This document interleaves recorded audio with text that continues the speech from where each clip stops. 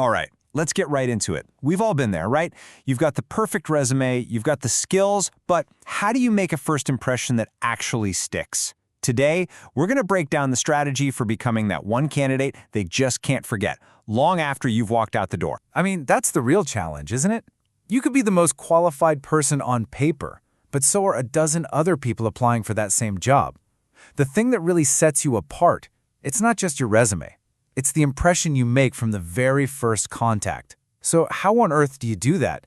How do you stand out? Well, we're going to tackle this by breaking it down into 5 key pillars. Think of it as a roadmap, from your prep work all the way to that final handshake. We'll cover smart research, your personal story, your presence, how to lead the conversation, and finally, how to leave a lasting impression. Let's get started. Okay, section 1, start with smart research. You know, every single hiring manager is looking for 2 things: enthusiasm and expertise. And here's the secret. Both of those things come directly from doing your homework. Your first impression doesn't start when you walk into the interview room. Nope. It starts way before that, right here with your research. So to keep this from feeling totally overwhelming, let's break it down into 3 simple tiers. First, you've got to know the role inside and out. Then you zoom out a bit and get the big picture on the company. And finally, you zoom right in on the most important person, the hiring manager you'll be talking to. So, where are you actually finding all this stuff? Well, here's your toolkit. You're going to want to dig into the company's website, especially those About Us or Impact pages. That's where you find their story. Then, hop over to their social media. You'll get a real feel for their culture and values. And of course, LinkedIn is absolutely key for looking into the manager's background. See what they've worked on, who you might know in common. It's all there. And what's the whole point of all this digging? You're searching for what we call connection points. Seriously, this is the gold you're looking for. A connection point could be anything. Maybe you went to the same university, worked at the same company years ago, or you found a project they led that you think is just awesome. These little things are what transform a stiff interview into a genuine conversation. All right, section 2, craft your personal story.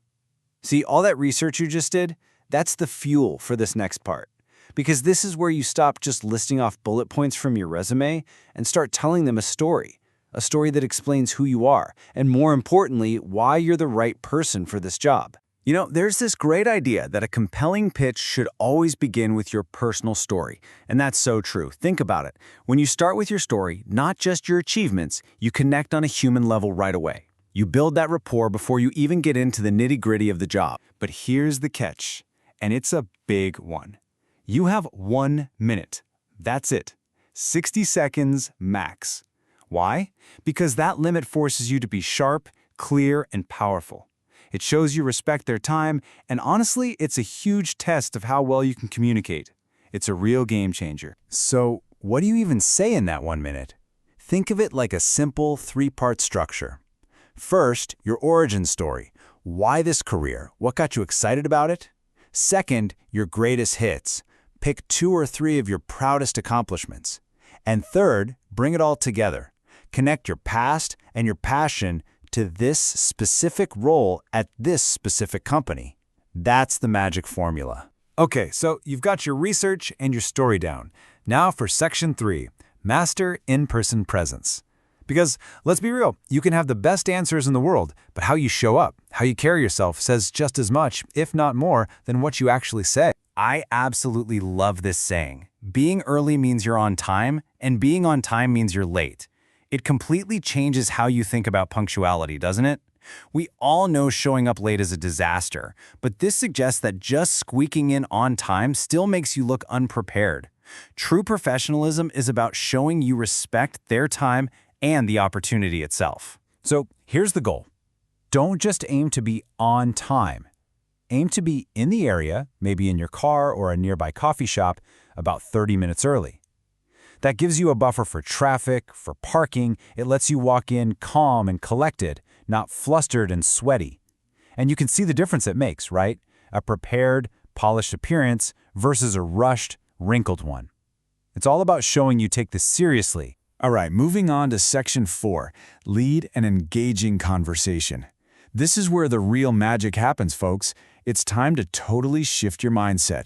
An interview is not an interrogation where you just sit there and answer questions. It's a dialogue. You are an active participant, helping to steer the ship. And what's the #1 rule of a great conversation? It's incredibly simple. Listen. Really truly listen. It sounds so basic, but it's probably the most powerful and respectful thing you can do. When you actually listen, you stop yourself from interrupting, and you give your brain the time it needs to come up with a genuinely thoughtful answer. And this is how you prove you've done your homework and that you're really listening. You tailor your responses. You weave in the things you learned. Maybe you mention a recent project you saw in the news, or you connect your experience to one of their core values, like diversity or wellness. This shows you're not just giving some canned, generic answer. You're talking directly to them about their company. Now, when they inevitably ask, "Do you have any questions for me?" don't waste this moment asking about stuff you could have found online. Ask something that builds a real connection. Something like this. What's something you know now about your role that you wish you knew when you were starting out? This is a fantastic question. It's personal, it shows you're curious about their own experience, and it opens the door for a much more human conversation. Or here's another great one. A question like this shows you're not just thinking about your little silo, you're thinking about the big picture, about how this role fits into the whole company.